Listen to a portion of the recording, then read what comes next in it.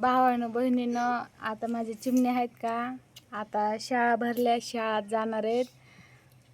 अगोदर माझी पूजा आणि आरती होते. आता ह्या वर्षी चिमणी बी टाकायची शाळेमध्ये. माझ्यापासून लांब गेल्यास करमायचं नाही. आता समजायचं एकटीच झाली म्हणायचं. मी जेव्हा भेट वाटन तेव्हा मी माझी चिमणी करते, जात जाईन समजायला भेटायला मी. पण ह्या वर्षी माझी चिमणी बी शाळा टाकायची. वागा पप्पा काय म्हणत होते? नोकरी लागायची.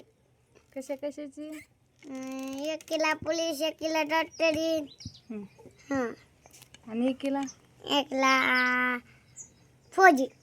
फौजी. ते केला ते पप्पाचं स्वप्न पूर्ण करायचं. बघा, त्याच्यामुळे लेकी म्हणतात, माझी चिमणी सहित म्हणते, आई तू इथं चांगली राही, तू तुझी काळजी घे.